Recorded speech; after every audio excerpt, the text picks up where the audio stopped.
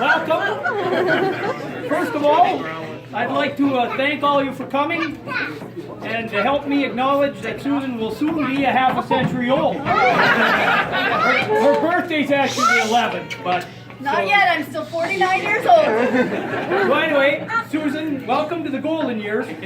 Gray hair, wrinkles, things sagging, and diapers. There's a pill for everything these days. Cholesterol, high blood pressure pills, pills to keep things in, pills to keep things from leaking out, pills to keep things up. We all love Viagra, don't we?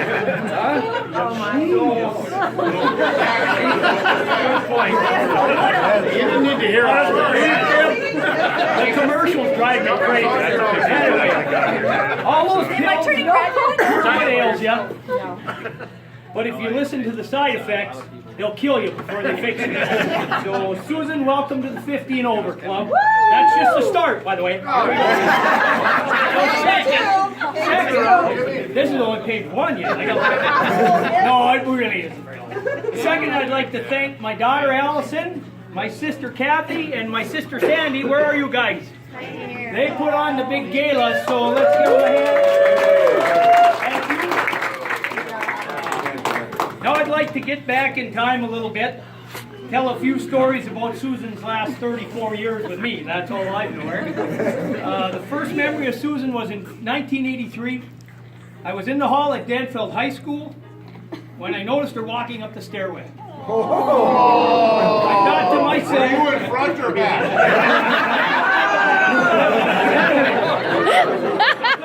I thought to myself right there, I have to meet this girl. Man, what a beauty. I finally mustered up the courage and asked her out, and she must have said yes. So on her first date, she picked me up in her dad's big 4-door Oldsmobile. She was 16 years old. We went to the Piedmont Milk House, a shameless plug for Andy Burke. Nice. And I put a whole $2 worth of gas in her car. And off to Park Point we went to enjoy a nice summer evening on the beach, probably drinking beer. After that, then I had to step up to the plate and actually go pick her up at her parents' house and meet her mom and dad. So that day I washed up my old 1980 Ford pickup, polished it nice, and headed down to West Duluth. I arrived on time, got my courage up, and knocked on the door. Susan answered the door and said, "I'm not ready yet." So she said I could sit on the couch and visit with her dad. Dad looked at me and said, "What do I want to talk to him for?" What the hell do I want to talk to him? I sat on that couch for the next 20 minutes. It seemed like an eternity. And we never said a word. Oh my God. She finally came down the stairs, looking beautiful, and I was very happy to be on my way. And so our dating started. Most of the times from then on, I'd pick her up, and I'd have a 6-pack of red, white, and blue in my pickup, and a box of Copenhagen in my pocket. We would often go off to places and park or talk, and I'd drink beer, and she'd listen. Those were swell dates.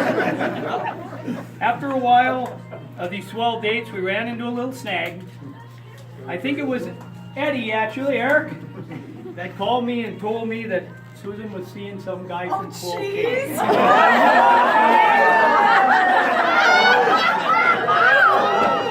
Real life story here. You didn't pick a Danfeld guy, you picked a guy from Spokane. So that broke my heart. Everybody, let's see. So I didn't call her anymore. Sue, I can understand that. Yeah. Then one night I was at the Danfeld football game. I had graduated already, and Susan was still in school. And sitting by myself. And to my really. And to my surprise, here came Susan over to talk to me. Boy, how lucky I was she came back. From then on, she was mine. A few years later, she said yes, and we were married. I can still remember our wedding day. She was the most beautiful girl I've ever seen. That's Well, we settled down in a little house in Piedmont. The first few years we had a lot of good times. Many parties with all of you. I can't remember most of them, but we had a good time. That little tiny kid. And God blessed us. And Susan gave me 2 children, Andrew and Allison, right there.